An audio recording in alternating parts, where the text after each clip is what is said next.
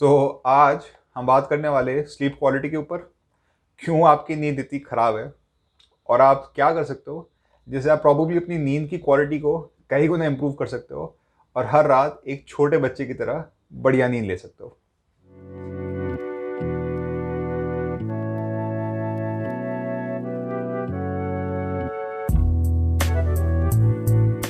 तो यार, खराब नींद अच्छी नींद, ये खराब नींद अच्छी नींद का फंडा है क्या? आप इसको क्वांटिफाई कैसे कर सकते हो? आप कैसे कह सकते हो कि एक नींद सही है, एक नींद खराब है? और अगर कोई खराब नींद होती है तो उसके क्या नुकसान होते हैं? तो देखिए, नींद को हम 2-3 बैरोमीटर या 2-3 फैक्टरों से हम डिफाइन कर सकते हैं उसकी क्वालिटी को, या एक नींद अच्छी है या खराब है किसी के। एक है कि नींद कितने लंबे समय तक एक आदमी लेता है। तो रिसर्च और जितना हम अपने पुराने ज़माने में लोगों को देख, उसने हमको ये इंडिकेट किया है कि करीबन 7 से लेके 9 घंटे के बीच ज़्यादातर लोगों को नींद चाहिए होती है। कुछ लोगों को 7 से हल्की सी कम चाहिए होती है, और जो बड़े बड़े एथलीट्स होते हैं उनको 9, 10, 11 घंटे की भी नींद की ज़रूरत पड़ती है। बट एक एवरेज पर्सन 7 to 9 आवर्स के बीच या 7 to 8 आवर्स के बीच रात की अच्छी नींद लेता है। अच्छी नींद में बहुत ज़्यादा सपने नहीं आते। अच्छी नींद रात को खुलती नहीं है। अच्छी नींद में सोने में ज़्यादा समय नहीं लगता कि आप बिस्तर में लेटते हो और 2-4-5 मिनट के अंतर्गत आप सो जाते हो। अच्छी नींद ऐसे लगती है कि आप बेहोश हो गए और आपको पता भी नहीं लगा कि सुबह कब हुई, और वो रात का समय इतना स्पीड में जाता है और इतना अनइवेंटफुल जाता है कि आपको ऐसे लगता है कि आपने बस एक फास्ट फॉरवर्ड बटन दबाया और आप खट से अगले दिन उड़ गए। अच्छी नींद में आपको बहुत फ्रेश फील होता है, आप एनर्जेटिक फील करते हो। रात को कोई भी टेंशन होती है सुबह सुबह कई गुना कम लगती है, आपकी एनर्जी रिचार्ज होती है और आप दिन को टैकल करने को तैयार होते हो। इसका ऑपोजिट ही बुरी स्लीप हुई। बुरी स्लीप आई थिंक हम सबको पता है उसके सिम्टम्स और फीलिंग क्या होती है। आप टायर्ड फील करते हो, फटीग फील करते हो, रात को बार बार नींद खुलना, नींद ना आ पाना, नींद आराम से टूट जाना, वगैरह वगैरह। आई थिंक आप ये सारे फंडे समझते हो।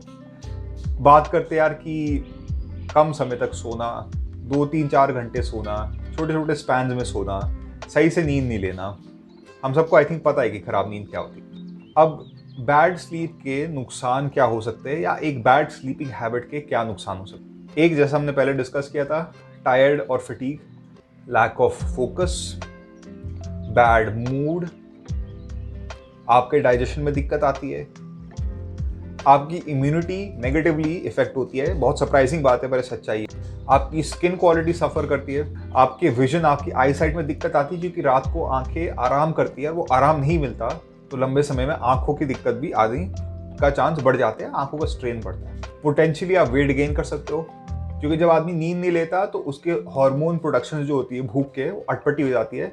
उससे आपको अटपटे टाइम में भूख लगती है और आपको एबनॉर्मल लेवल्स ऑफ हंगर लगती है। रिसर्च ये तक कहती है कि जो लोग नींद अच्छे से नहीं लेते उनके लाइफ स्पैन तक में कमी आ जाती है, डिपेंडिंग कितनी खराब नींद लेते हैं। और ऑब्वियसली अगर आप नींद नहीं ले रहे हो तो आप मेंटली और फिजिकली रिकवर नहीं करते।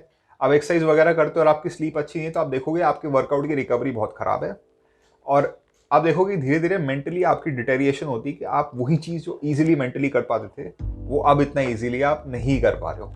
चलिए, अब इतनी देर से हम लोग बात करें कि नींद खराब जब होती तो क्या नुकसान होते हैं, नींद अपनी सही करो भाई, नींद अच्छी होनी चाहिए, वगैरह वगैरह।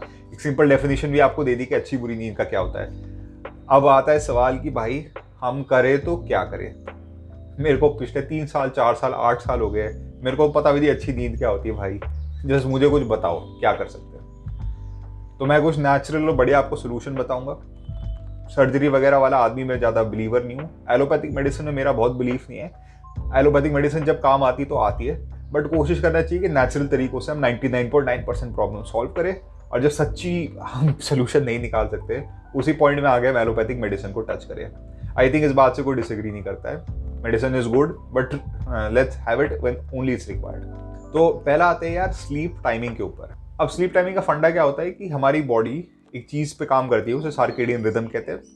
सार्केडियन रिदम बेसिकली एक नेचर का एक बनाया हुआ तरीका होता है जिसपे सारे के सारे क्रीचर्स जिसको फॉलो करते हैं किसी ना किसी रूप में। बेसिकली सन और मून के मूवमेंट के हिसाब से हमारी बॉडी हॉर्मोन्स वगैरह प्रोड्यूस करती है। तो उससे क्या होता है कि जब आप रात को एक सर्टेन टाइम तक सो जाते हो और सुबह एक सर्टेन टाइम को उठते हो, बेसिकली आप सूरज के साथ अप्रॉक्सीमेटली सोते हो और अप्रॉक्सीमेटली आप सूरज के साथ उठते हो, क्योंकि हम नॉक्टर्नल क्रीचर्स नहीं है एक उल्लू की तरह, बट हम डे वाले क्रीचर्स है। तो उससे क्या होता है हमारी बॉडी को बिल्कुल सही टाइम में पता होता है कि ठीक है रात को इतने बजे हम सो रखे हैं तो इसमें हार्मोन्स ये प्रोड्यूस करने हैं, इसकी रिकवरी करनी है, वगैरह वगैरह। हमारी बॉडी हज़ारों करोड़ों साल से इसी साइकिल के ऊपर बेस पे बन चुकी है। आजकल मॉडर्न लाइफस्टाइल के कारण आदमी कभी भी सोता है, कभी भी उठता है, कम सोता है, ज़्यादा सोता है, स्क्रीन पर रात भर लगा रहता है, तो जब सोता भी तो भी नहीं आराम करता। तो इससे क्या होता है, हमारी बॉडी बहुत कंफ्यूज हो जाती है और वो रिकवरी एडिक्वेटली और करेक्टली नहीं कर पाती, क्योंकि हम अपने बॉडी को इतने हेरे फेरे सिग्नल्स देते हैं। तो पहला फंडा ये होता है कि आप यार 10 साढ़े 10 से पहले तक सो जाओ रात को, और कोशिश करो कि आप 7 से 8 घंटे की नींद रात को निकाल सको। ये बहुत ज़रूरी है। लोग हंसते कहते हैं कि भाई हम दिन में 8 घंटे सोते, रात को नहीं सोते।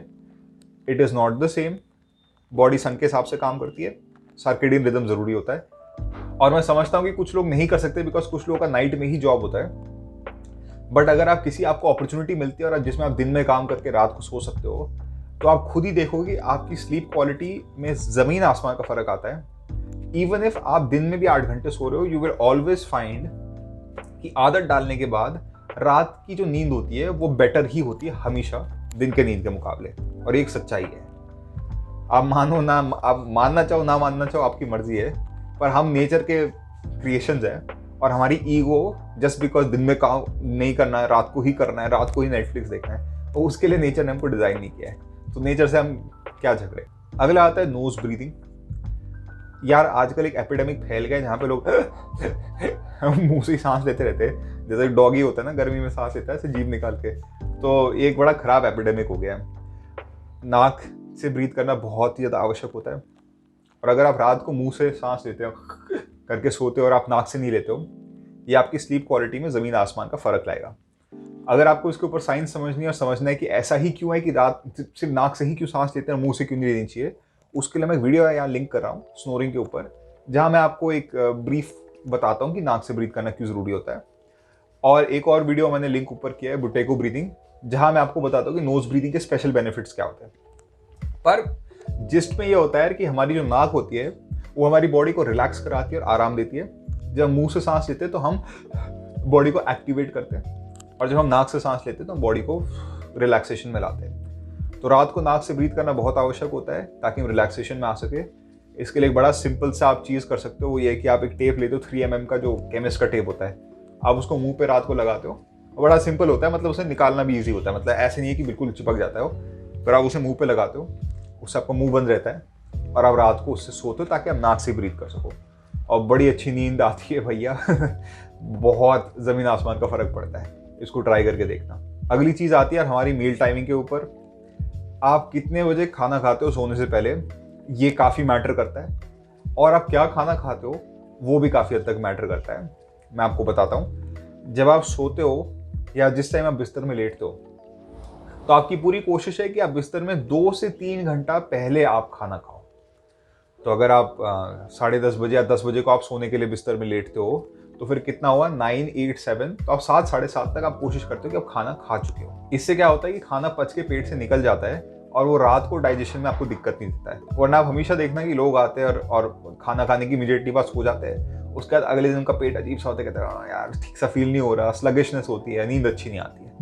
तो जब खाना पेट में होता है तो फिर ये नींद को हमेशा आपको दिक्कत देता है। और आप ये भी देखना कि आप खाना खा के सोते हो तो रात को अजीब से अटपटे सपने आते हैं। तो ये भी आप माइंड में रखता कि सोने से 2-3 घंटा पहले खाना खाना है। जो आप खाना खाते हो, चाहे आप किसी भी टाइप की डाइट फॉलो कर रहे हो, कीटो डाइट वगैरह जो भी कर रहे हो, आप कोशिश करना चाहते हो कि आप जो आपका सोने से पहले या रात को जो शाम का मील होता है, उसमें कार्बोहाइड्रेट की मात्रा थोड़ी ज़्यादा हो, चावल रोटी जो होती है, क्योंकि कार्बोहाइड्रेट से क्या होता है, नींद आने में फ़ायदा होता है। तो इवन इफ आप लो कार्बोहाइड्रेट डाइट खाते हो, रात को थोड़ा सा कार्ब्स बढ़ाने में आपकी नींद की क्वालिटी इंप्रूव होती है। एक और साइड पॉइंट, अगर आप दूध पीने वालों में से हो, जैसे दूध से मेरे को इंटॉलरेंस है, मैं पर्सनली मिल्क प्रोडक्ट्स नहीं ले पाता हूँ, बट अगर आपको मिल्क प्रोडक्ट्स सूट करते हैं और आप अच्छी क्वालिटी का दूध कहीं से ला सकते हो, तो रात को सोने से पहले आप दूध पियोगे तो दूध के अंदर ट्रिप्टोफैन नाम की चीज़ होती है जो नींद लाने में हेल्प करती है। तो गरम गरम हल्दी वाला दूध पियो, तो जैसे मम्मी कहती है, नानी कहती है, उससे नींद अच्छी आएगी। एक और चीज़ जिसके बारे में लोग बात नहीं करते पर जो बहुत आवश्यक होती है, वो होता है यार कि आप रात को सोने से पहले अपने मोबाइल फ़ोन वगैरह ना, इनको स्विच ऑफ करो या इनको दूर रखा करो अपने से। तो हमारे जो डिवाइसेस होते हैं, जैसे कि ये मैं अपने फ़ोन में रिकॉर्ड कर रहा हूँ, या मेरे बगल में एक लैपटॉप है, और ये जो इलेक्ट्रॉनिक डिवाइसेस होते हैं, इनके अंदर से यार ये बेसिकली इलेक्ट्रोमैग्नेटिक ना रेडिएशन बाहर निकलते रहती है, एक छोटी मात्रा की। तो ये EMF रेडिएशन रिसर्च धीरे धीरे और आ रही है, बट हमको धीरे धीरे पता लग रहा है कि यार ये रेडिएशन हमारी हेल्थ के लिए बहुत अच्छी नहीं होती। जैसे कि अगर आपने पॉकेट में फ़ोन लेके चलते हो तो इससे साइंटिफिकली प्रूवन बात है कि इससे स्पर्म काउंट कम होता है। तो अगर आप कंसीव करने की कोशिश कर रहे हो या आप अपनी हेल्थ बनाना चाहते हो तो आप मोबाइल फ़ोन को जेब के बजाय कहीं और रखो, जैसे कि बैग वगैरह में ना, या किसी और चीज़। तो जब आप रात को सोते हो तो सोते टाइम यार इन डिवाइसेस को 6-8 फीट अपने से दूर रखो। मतलब अपने फ़ोन में अगर अलार्म लगा रखा है तो आप अलार्म वगैरह सेट करो, बट फ़ोन को ना किसी कोने में रखो। इससे क्या होगा कि आप रात को छुकुड़ भी नहीं करोगे फ़ोन में इंस्टाग्राम तो आप सो भी पाओगे। और साथ ही साथ क्या है कि क्योंकि वो फ़ोन उस कोने में रखा हुआ है, दूर आपसे रखा हुआ है, तो उसकी रेडिएशन का बहुत कम या कंपैरेटिवली कम इफेक्ट आपको होगा। बहुत लोगों को क्या होता है कि जब रात को वाईफाई वगैरह भी चलते रहता है तो वो भी रेडिएशन फेंकता है। तो अगर आप वाईफाई बंद कर लेते हो रात को सोने से पहले, अपने मोबाइल फ़ोन लैपटॉप सब कुछ दूर रखते हो या ऑफ कर लेते हो, तो उससे बहुत लोग कहते हैं यार कि हमारी नींद की क्वालिटी में काफ़ी फ़र्क पड़ता है। तो आई रेकमेंड कि आप इलेक्ट्रॉनिक डिवाइसेस को अपने से थोड़ा सा दूर ही रखें रात के टाइम। एक और बहुत इंटरेस्टिंग चीज़ है, इसको हम जर्नलिंग कहते हैं। भाई जर्नलिंग के ऊपर मैंने पूरा वीडियो बना रखा है डिटेल में, जितने भी आपको सवाल पूछते हैं उससे ज़्यादा जवाब मैं दे चुका हूँ उसमें, उसका मैंने लिंक क्या रख रखा है। बट बेसिकली जर्नलिंग क्या होता है कि आप रात को सोने से पहले पन्ना लेते हो, पेन लेते हो, उसमें अपने दिल की सारी मनोकामनाएं, इच्छाएं और गुस्सा और जो भी सारी चीज़ें होती है, जो आपके टेंशन है, उसको आप पेपर में लिख देते हो। आप चाहते हो तो आप स्ट्रक्चर्ड तरीके से क्वेश्चंस के फॉर्मेट में लिख सकते हो कि what are 3 things I learn today, या what are 3 things I improve today, या आप एक फ्री फ्लो डायरी की तरह भी लिख सकते हो, जिसमें आपको जो मन आता है वही लिख डालो, वही लिख डालो। दोनों में से आपको जो अच्छा लगे आप कर सकते हो, वो आपकी मर्जी है। इससे क्या होता है कि यार आप मेंटली ना अपना सारा कचरा होता है दिन का, वो आप फेंक के ना एक पन्ने में डाल देते हो। तो फिर क्या होता है, रात को बढ़िया नींद आती है क्योंकि आपको वही चीज़ आपके माइंड में नहीं चलती रहती है, यार ये सोचा, यार ये किया, वगैरह वगैरह। तो आई थिंक हम सभी लोग करते हैं ना। तो एक टाइप की थेरेपी आती है, लाइक वो चीप फ्री थेरेपी आप कह सकते हो। एक और इंटरेस्टिंग चीज़ जो रात को नींद की क्वालिटी बढ़ाता है वो होता है स्ट्रेचिंग करना। अब जब तक ये वीडियो रिलीज होगा जिस दिन, तो उस दिन तक तो मैंने स्ट्रेचिंग का वीडियो नहीं बनाया है कि सोने से पहले कौन से स्ट्रेचेस करने चाहिए।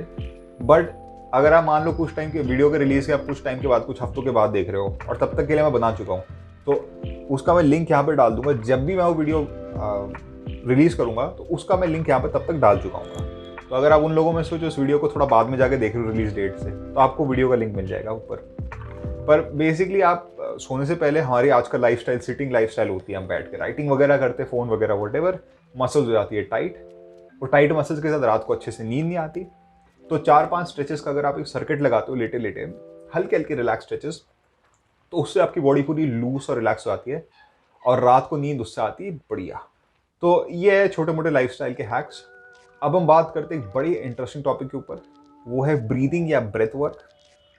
आई थिंक हम इंडिया में रहते तो हम सबको प्राणायाम और योग के बारे में पता है। मैं एग्जैक्टली योगा प्राणायाम को तो अभी डिस्कस नहीं करूँगा, बट मैं आपको कुछ बहुत सिंपल ब्रीदिंग एक्सरसाइजेस बता सकता हूँ जो आप रात को सोने से पहले करोगे तो आपको बहुत ही अव्वल किस्म की नींद आएगी, लाइक मजा आ जाएगा आपको।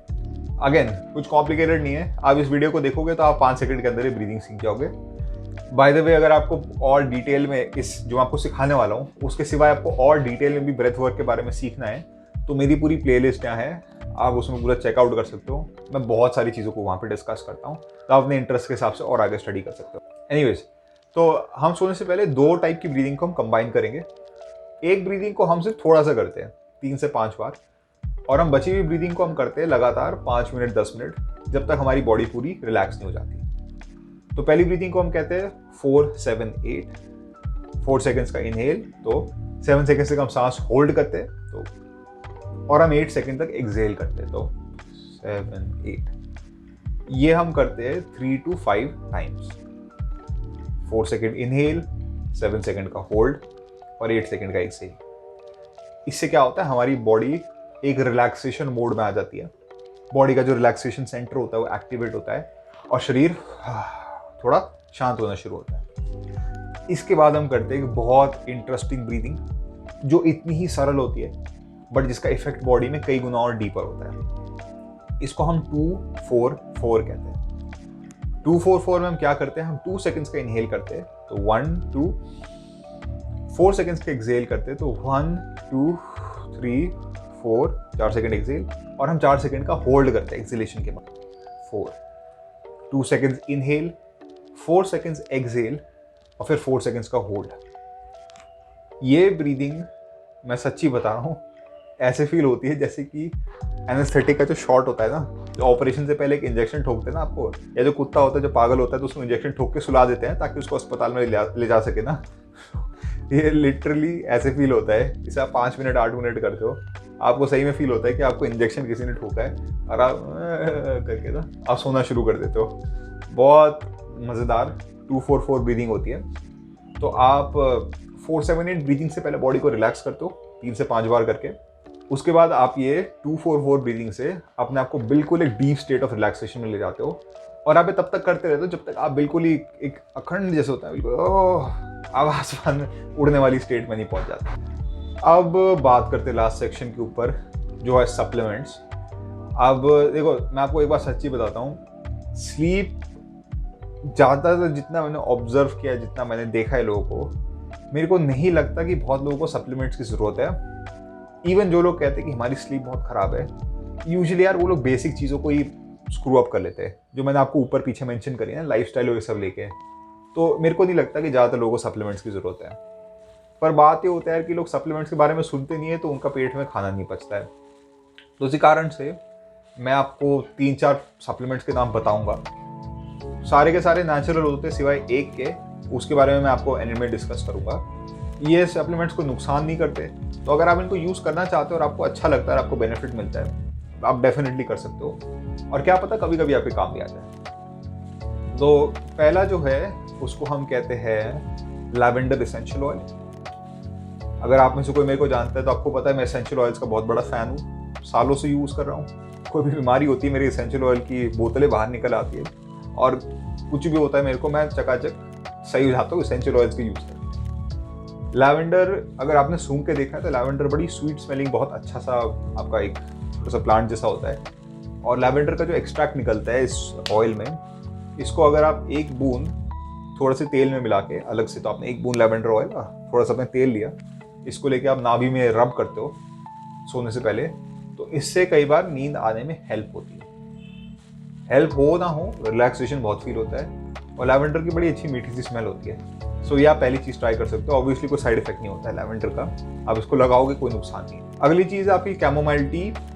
अब कैमोमाइल टी को मैं सप्लीमेंट के रूप में क्यों कह रहा हूँ, क्योंकि यार देखो चाय कॉफ़ी वगैरह जो होती है ये सप्लीमेंट्स के रूप में ही मैं मानता हूँ। कॉफ़ी जो ज़्यादा पीता है उसकी तबीयत खराब होती है, आप थोड़ा थोड़ा कॉफ़ी लेते हो तो आपकी परफॉर्मेंस बढ़ती है।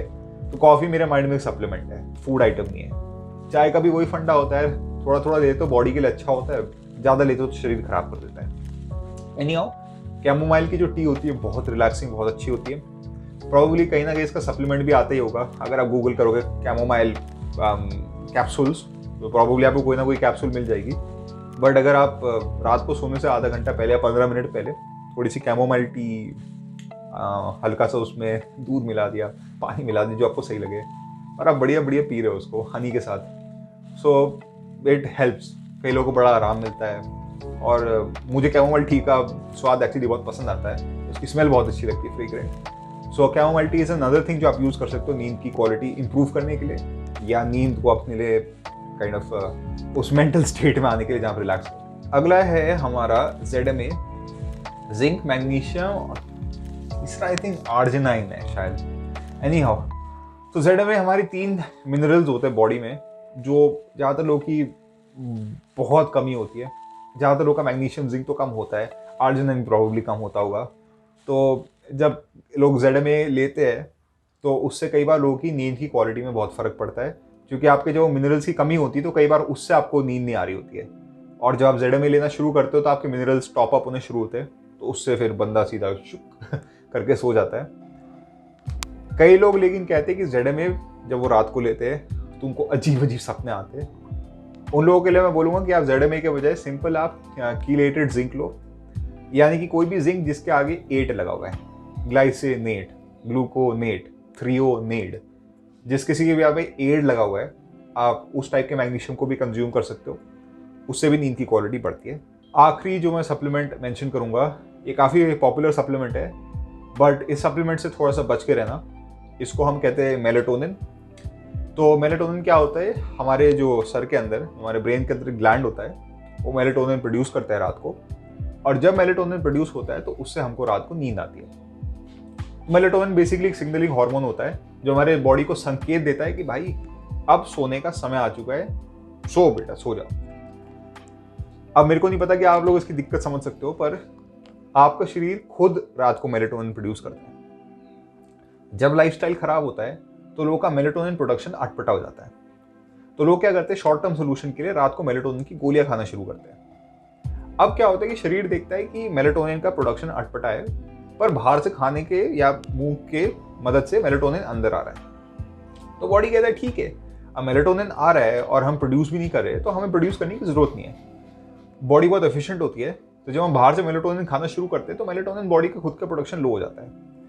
अब उससे दिक्कत क्या होती है, आपकी बॉडी एक डिपेंडेंसी क्रिएट करती है मेलेटोनिन के प्रति, कि आप उस गोली को खाए बिना सो नहीं पाओगे। ना सिर्फ आप खाए बिना सो नहीं पाओगे, पर अब क्या होगा कि आप उस मेलेटोनिन को छोड़ोगे तो अब आप एक और भी खराब स्थिति में हो, जहां पहले कम से कम मेलेटोनिन, अगर आप लाइफस्टाइल चेंज करते तो आपकी बॉडी दोबारा मेलेटोनिन सही टाइम में प्रोड्यूस तो करती।